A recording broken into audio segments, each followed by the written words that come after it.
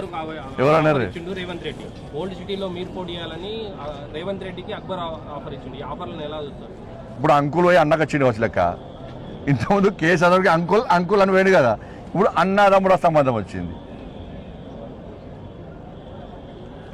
ఇప్పుడు మూడదానికి ఏమన్నారు వీళ్ళు ఎంఏ పాటలు, వాళ్ళు గోడ మీద పిల్లలు, ఇటు పడితే ఇటు దుంకుతారు, ఇటు పడితే ఇటు. అధికారులు ఇవ్వాలి ఉంటే వాళ్ళకి కొమ్మేస్తారు. మూడదాకా కేసీఆర్ అంకుల్ చాలా మంచోడు, ఇంద్రుడు చంద్రుడు అనే.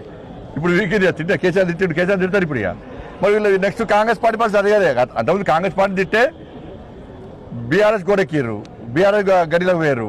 ఇప్పుడు మళ్ళీ బీఆర్ఎస్ గవర్నమెంట్ లేదు కదా, మళ్ళీ కాంగ్రెస్ గవర్నమెంట్ కదా.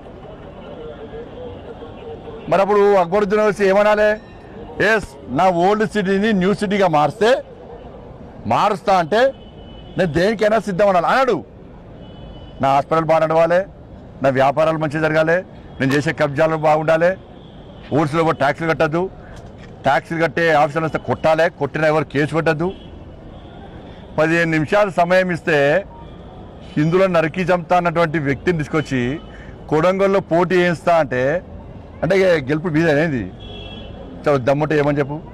మేమందరం కూర్చొని నిర్ణయించుకొని, మా పార్టీని నిర్ణయించుకొని కొడంగల్లో గిట్లా అక్బరుద్దీన్ వేసి పోటీ చేస్తే డిపాజిట్ రాకుండా చేసే బాధ్యత మాది. ఖతర్నాక్ అభ్యర్థులు నిలబడతాం మేము. ఒక్కొక్క యువకుడు ఒక్కొక్క ఇంటికి ఇన్ఛార్జిగా వస్తాడు. స్వచ్ఛందంగా వచ్చే పరిస్థితి తెలంగాణ రాష్ట్రంలో. ఒక్కొక్క యువకుడు కొడంగల్లో ఒక్కొక్క ఇంటికి ఇన్ఛార్జ్గా వచ్చి డిపాజిట్ రాకుండా చేస్తాం మేము. అంత చాతగాళ్ళు అయింది మేము. అంటే వాళ్ళు పంచుకుంటే అయిపోతుంది ఏంది. ఇలా కాంగ్రెస్ పార్టీ ప్రభుత్వం ఏం చేయాలి? అంతకుముందు ఓవైసీ అక్బరుద్దీన్ చేసిన వ్యాఖ్యలు వాస్తవము, మీడియా కూడా చూపెట్టింది.